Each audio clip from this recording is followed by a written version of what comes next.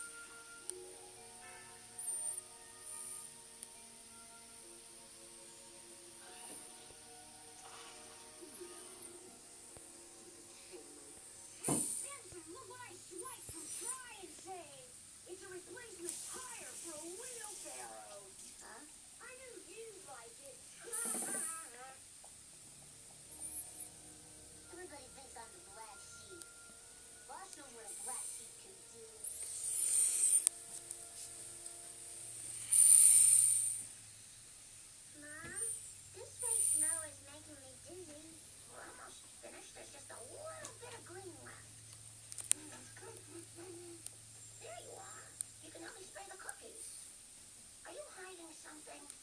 What do you have under your jacket? Nothing. Oh, Bart, not again.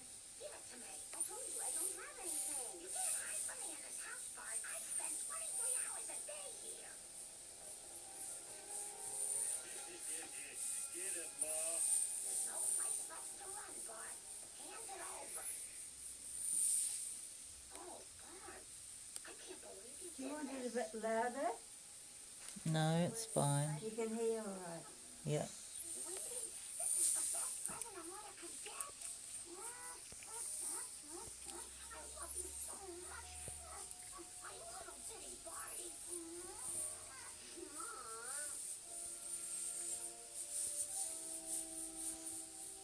I got my present early. I think you should get yours early, too. Bart got a present early? Then I should get a present early. I want a present.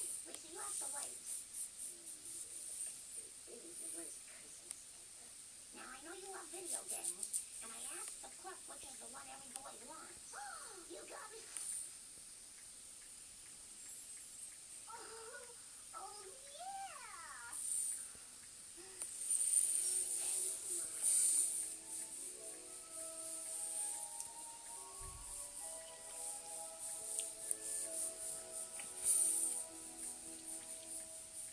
Welcome to Lee Carvalho's Putting Challenge.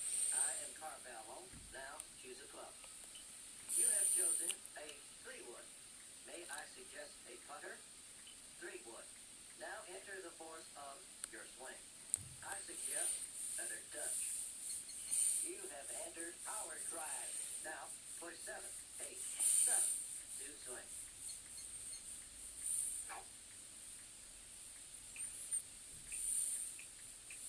Ball is in. Parking lot.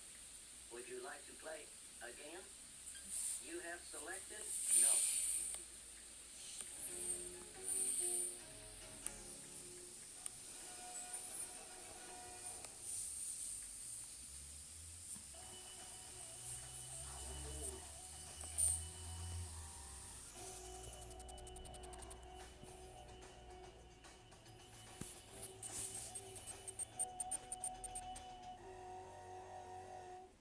At the bottom of the world, on the southern coast of New Zealand,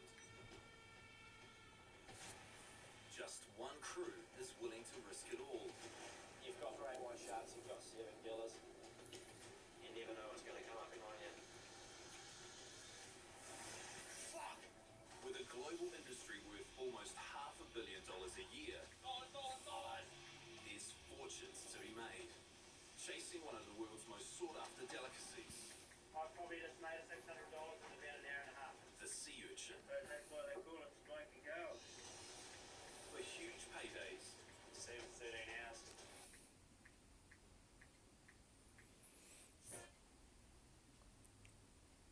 And how will the international community secure the Sahel? This is Inside Story.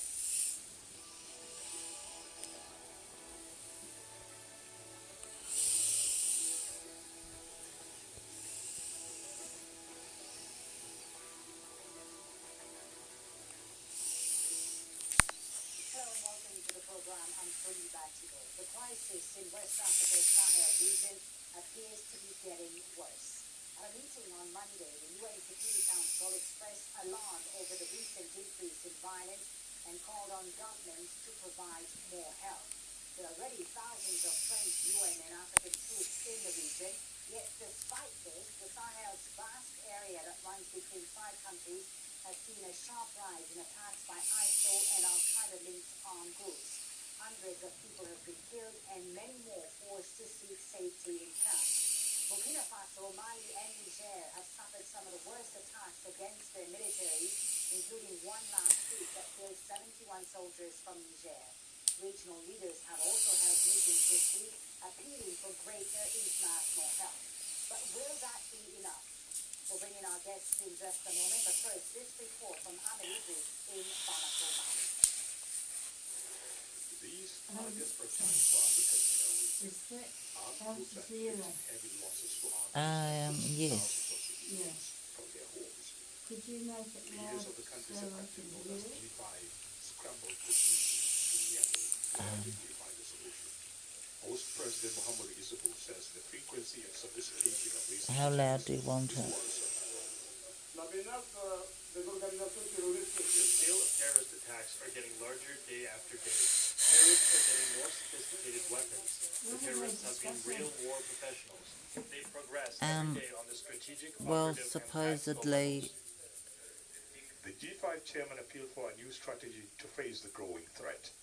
Il nous faut travailler à ce que les victoires. We must work together to ensure victory against terrorism in the short, middle, and long term. As the case in other countries fighting terrorism, we need allies, an alliance characterized with responsibility, cooperation, and respect for each other. At the end of the meeting, the leaders resolved to work together to fight the armed groups, which until now has been largely carried out by national armies. Leaders have agreed to improve cooperation between national forces, joint military operations and international allies, as well as better coordination on both a political and strategic level. They've also agreed on information sharing between security institutions in their countries to better fight terrorism. Earlier, the leaders paid their respect at the graves of 71 Niger soldiers killed last week when fighters linked to ISIL overran their base in Inatis. More than 230 soldiers have been killed in Mali, Burkina Faso, and Niger over the past 4 months, in addition to 13 French troops who died in mid-air helicopter collision while hunting for the fighters. In the Lake Chad region, Boko Haram and its ISIL affiliates have carried out attacks on regional armies and executed civilians, raising concerns of more violence in the coming weeks and months. The G5 leaders have concluded their summit, but their citizens living on the front lines are desperate for help. For now, though, it's not clear if the resolutions of the summit will do that. Well, let's take a closer look at some of the groups operating in the Sahel. There are 4 main armed groups in the region: ISIL, Boko Haram, a powerful group called Jamaat Nusrat al-Islam wal Muslimin, and Ansarul Islam. Both are Al-Qaeda affiliates. They operate in northern Burkina Faso on the border with Mali. The group ISIL in the Greater Sahara has been launching attacks in Niger since the end of 2016. Boko Haram and ISIL in West Africa still operate from northeastern Nigeria near the border with Niger and Chad. And with the defeat of ISIL in Iraq, there are concerns some of its fighters may move through Libya and onto the Sahel.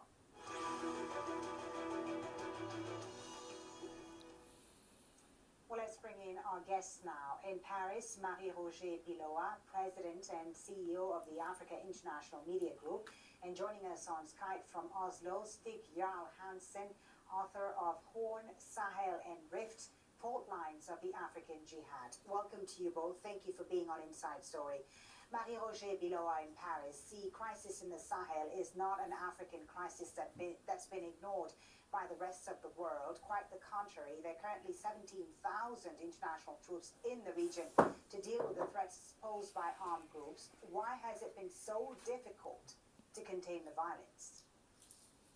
That's exactly the question everybody is asking now.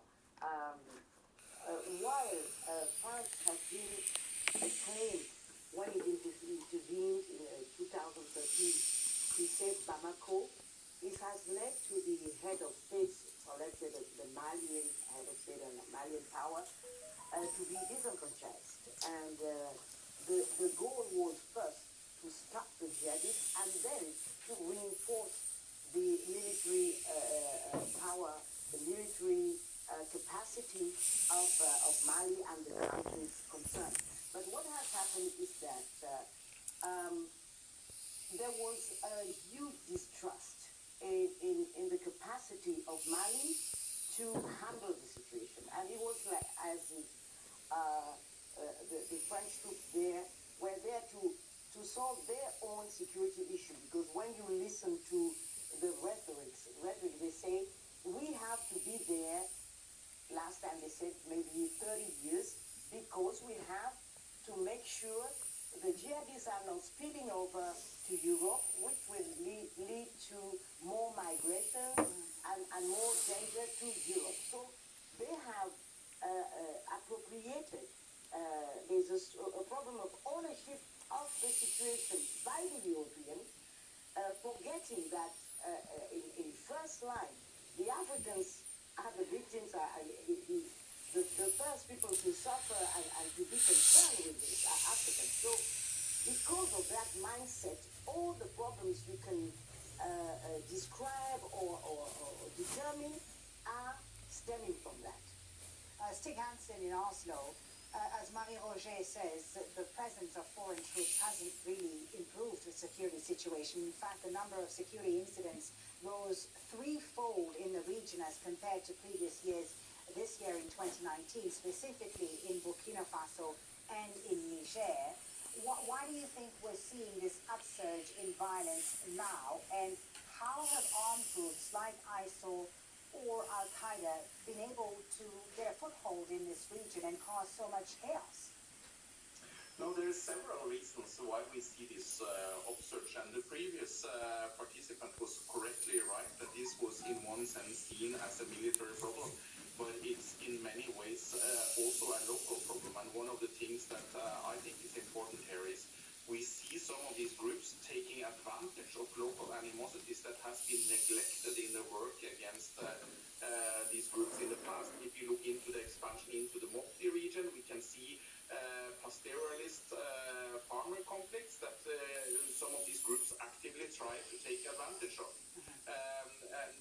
The same thing to a certain extent within Burkina Faso, tension within some ethnic groups and also a tension between the center and the periphery.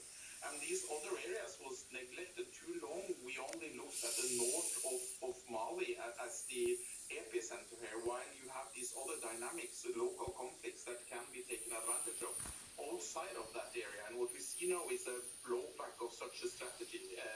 You also need to emphasize local peacemaking and peacemaking between ethnic groups at the local level in order to avoid jihadists taking advantage of it. Just to clarify, Stig, I just want to pick up on that. Just to clarify, you mentioned the Mopti region in Mali, and of course you've had in Mali a conflict between farmers and nomadic Fulani herders. Is that the reason why Al-Qaeda, Boko Haram, and ISIL are strengthening their foothold, or rather a consequence of it? No, I think it's a cause, and in the case of Mopti, it's a cause for their strengthening their foothold to a certain extent in Mopti, but also having more of a stepping stone into Burkina Faso. But there's other dynamics working around as well. The Nigerian case has also different dynamics. There is a lack of security provided in the countryside, and it allows the Islamic State in West Africa to prey on many of the villagers. And we've seen over and over again now that the central government has said that this group is on the verge of defeat, but we see them coming back all the time, also because security is not provided at the local level. And that's something that we have neglected, and that's to a certain extent also neglected within the Malian context. Right. Marie-Roger Biloa, what do you see as the root causes of this crisis? What's driving the violence and an upsurge, in fact, in the violence in this year 2019? Okay,